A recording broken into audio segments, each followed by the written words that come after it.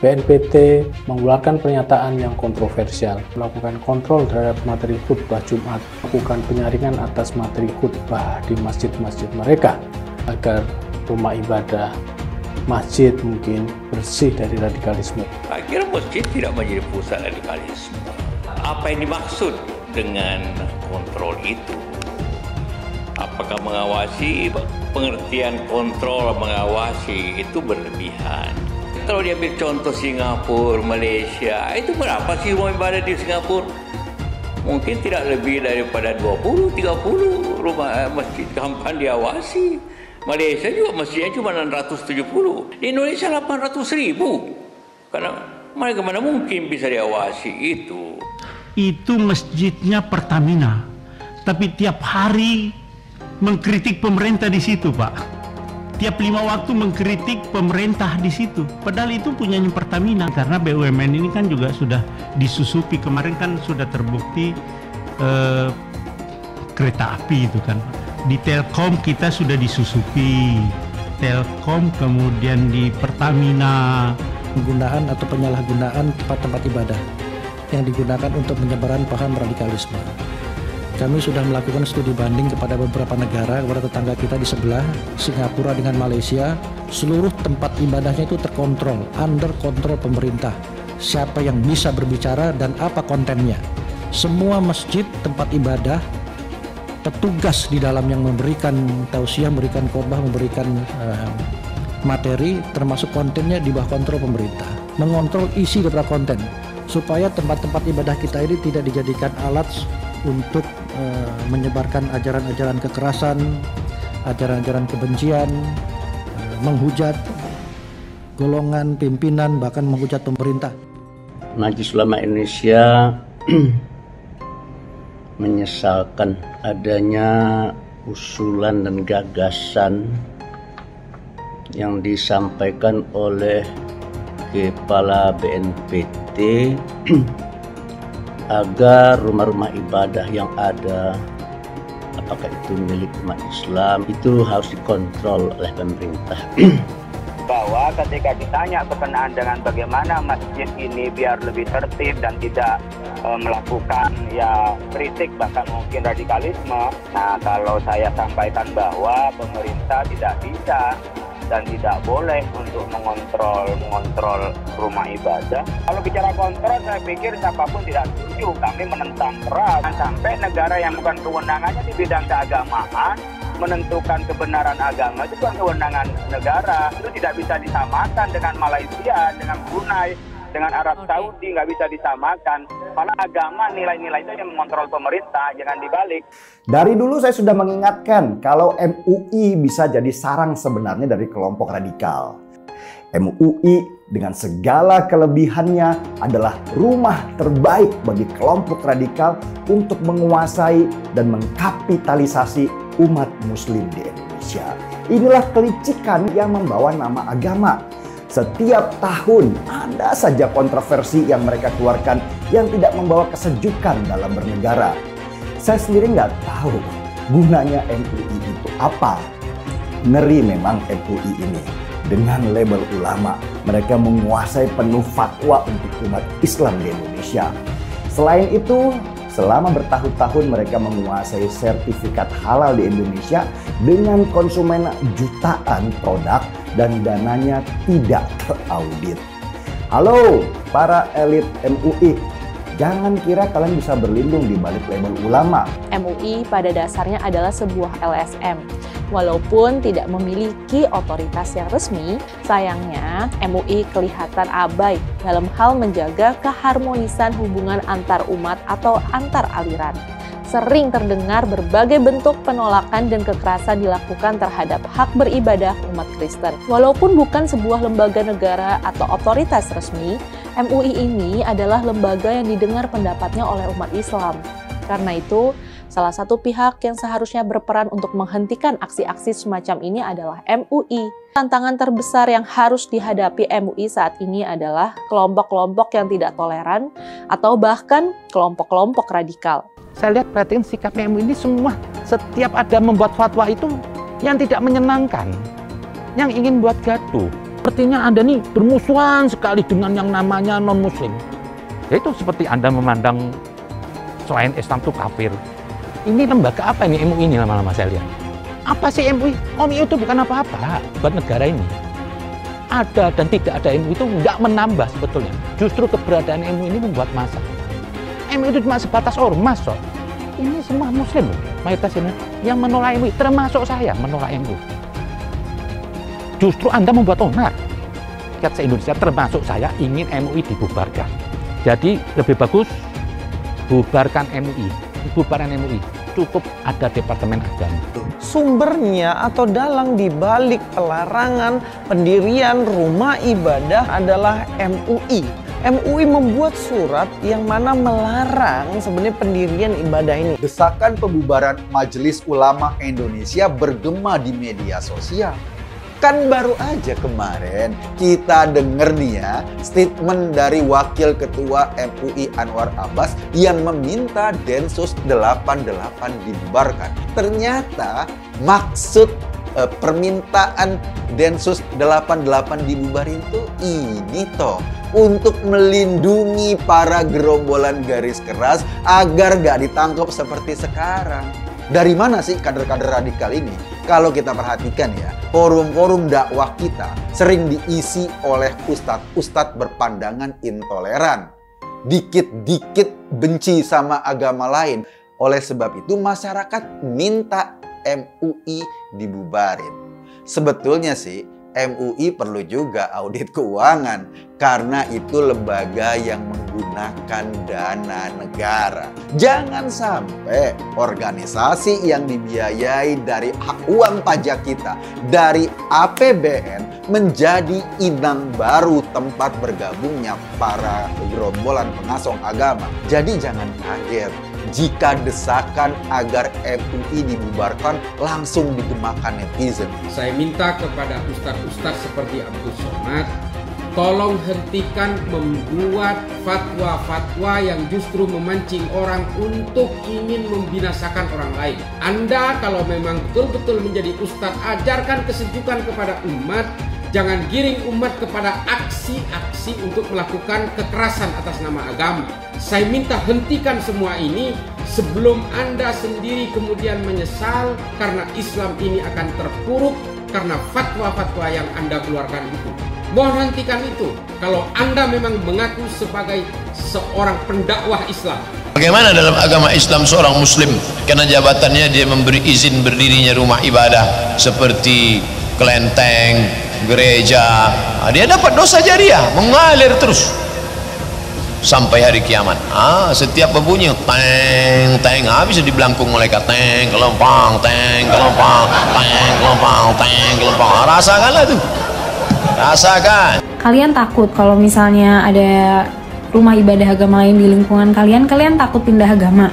Berarti kalian nggak yakin dong sama agama kalian. Kalau misalnya ada orang-orang yang nggak suka hidup berdampingan dengan umat agama lain, saya bingung nabinya siapa? Nabinya siapa? Coba jelasin ke saya. Jangan berteman kecuali mukmin. Kenapa? Karena berteman dengan non-muslim itu pelan-pelan menggerus iman kita sama Allah.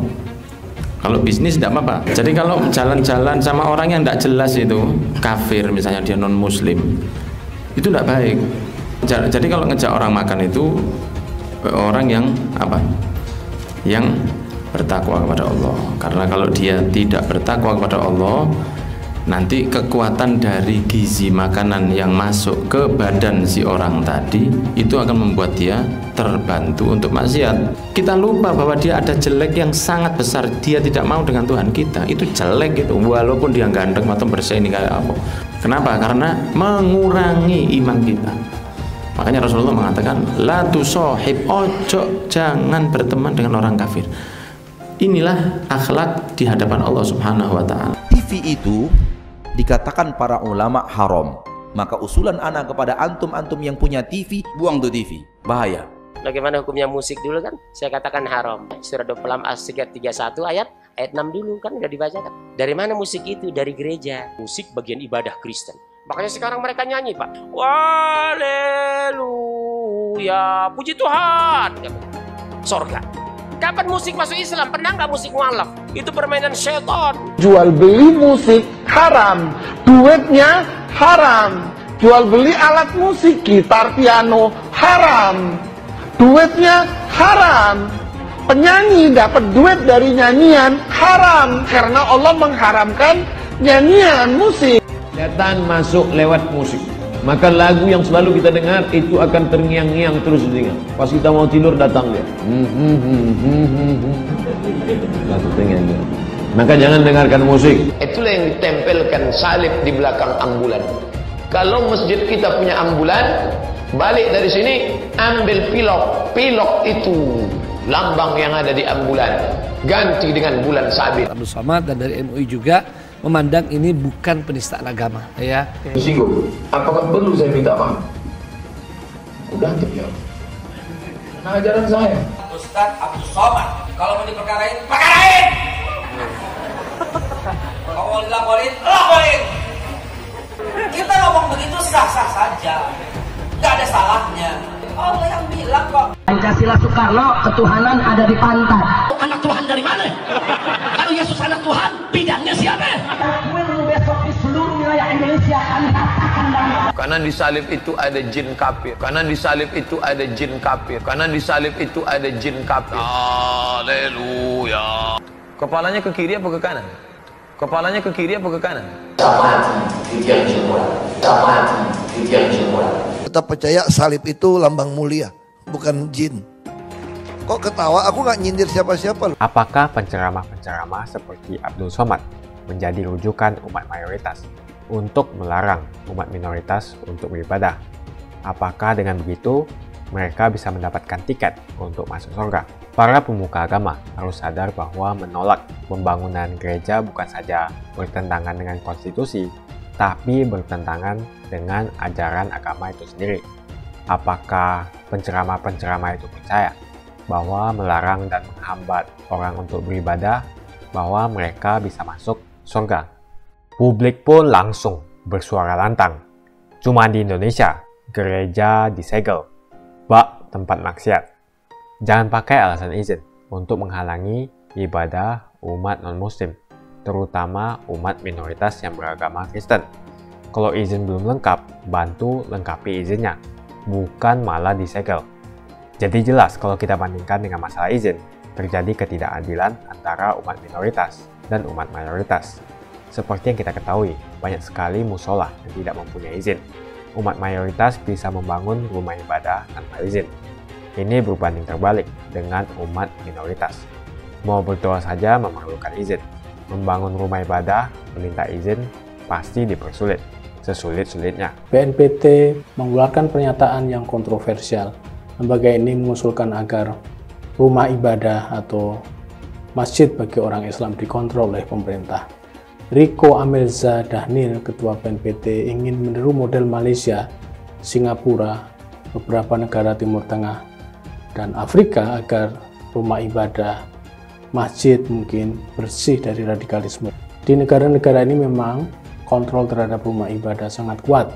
Namun usulan BNPT ini tidak menerima pujian, namun malah mengundang kritisisme dan bahkan penolakan dari berbagai kalangan. Imam Masjid Besar Istiqlal, Profesor Nasaruddin Umar, jelas menolak usulan dengan menyatakan bahwa pemerintah tak perlu mengontrol masjid-masjid.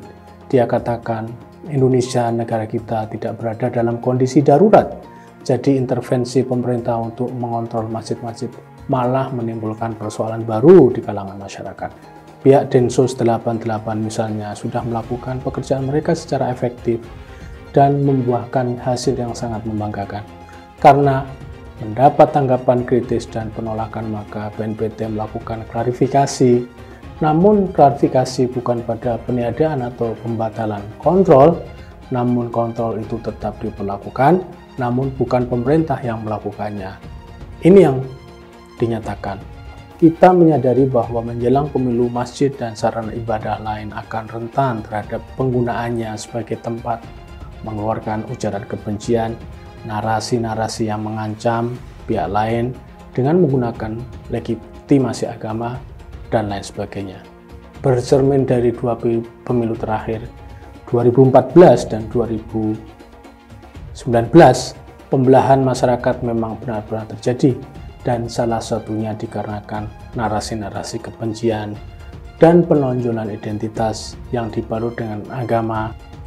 Menurut Ketua BNPT, masyarakatlah nanti yang melakukan mekanisme kontrol, artinya kerjasama antara pemerintah dan masyarakat atau tokoh masyarakat yang mengelola masjid atau rumah ibadah. Namun jika ini yang terjadi, justru ada kesan pemerintah memanfaatkan dan menggunakan masyarakat untuk mengontrol. Dari sini kita bisa paham mengapa Ketua BNPT memberikan usulan agar itu jangan terjadi nanti di pemilu 2024. BNPT memang memiliki mandat untuk melakukan prevensi atas hal-hal yang terkait dengan ekstremisme, radikalisme. Sebagai negara yang mengikuti sistem demokrasi, kebebasan beragama, termasuk kegiatan-kegiatan seluruh umat agama, harus mendapatkan ruang yang bebas. Bahkan bukan hanya pada mereka yang beragama, namun juga pada mereka yang mungkin tidak meyakini agama. Istilah mengontrol ini sangat rawan dengan kebebasan beragama itu sendiri. Bagaimana jika rumah ibadah yang dibiarkan tidak terkontrol, terutama dalam masa-masa kontestasi pemilu, itu malah akan menyebabkan polarisasi sebagaimana yang diperkirakan. Di Turki, Recep Erdogan juga melakukan kontrol terhadap materi khutbah Jumat melalui dinas agama mereka yang disebut dengan Diyanet. Malaysia juga melakukan penyaringan atas materi khutbah di masjid-masjid mereka. Lalu apakah dengan demikian karena contoh yang ditiru ada, lalu kita menjadi meniru mereka? Saya berpandangan bahwa pencegahan agar polarisasi, apalagi konflik tidak terjadi itu memang tetap harus dilakukan. Jika bisa, pemerintah melakukan dialog persuasif dengan pengelola-pengelola rumah ibadah untuk mencari jalan terbaik jika rumah ibadah mereka masih tetap saja digunakan sebagai tempat pembibitan ekstremisme dan sebagainya.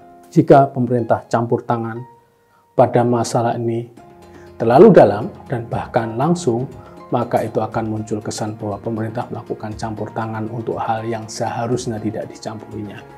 Ujungnya, pemerintah bisa dituduh telah melakukan kriminalisasi rumah ibadah, meskipun sejatinya adalah bukan itu tujuannya.